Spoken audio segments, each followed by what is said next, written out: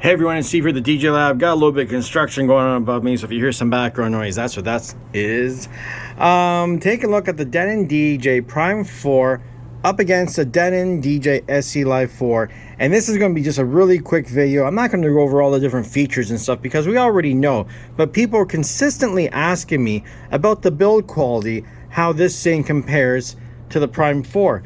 And I just want to tell you, like, okay, there's a difference. This Prime.4 is like, what, 5-6 years old.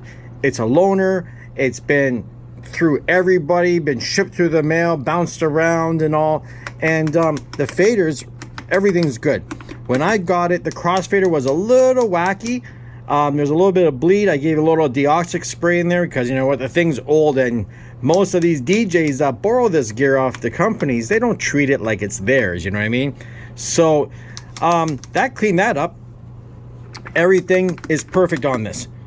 SC Live 4 is brand new, also a loaner. And you know what? When I feel the faders, they feel exactly the same to me. I don't feel any difference whatsoever. Crossfader is like maybe a little bit nicer on the Prime.4, where, you know, it's not user replaceable, but it does the job. It doesn't feel cheap. The knobs, like, you know, those knobs feel better than these knobs, so that's a bonus. These knobs feel just like this knob. You know, the wiggle in them, the little bit of play, what you would expect. That's what this should have. You know, the EQ feels solid. You know what I mean? The buttons, you know, a little bit smaller, but they don't feel much different. The cue, the play, all feels the same to me. And then the platters, that's the big one, okay? These platters feel exactly the same. They feel exactly the same. Okay, I don't have album artwork in the middle. I don't care. That's not part of build quality. That's just extra features, right? But I'm telling you, the only thing, if I had one thing to say about the SC Live 4, there's only one thing I'd have to say, that this effects on and off. See, you'll notice if I hit it, there it's on. You really got to hit it, you know what I mean? It's not as touchy as a DJM 900 Nexus 2, where over here, well, of course, we don't have that kind of effects triggered anyways, you know what I mean? I really do like having the sweep effects in the middle. I don't have an issue with it being in the middle. It being off to the side doesn't bother me either.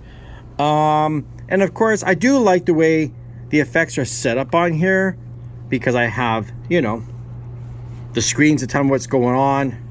I got a little bit more control over it. Over here, it's not quite the same. It's more kind of like a 900 Nexus 2. Kind of like, not really, sort of. But yeah, screen, it's smaller, but to be truthful, even though this is the bigger screen, I'm not seeing a huge, you know, nothing that's like, oh my God, I can't see it. And I wear progressive glasses. You know, I have lots of eye issues, as you guys all know, and I don't have an issue with the screen.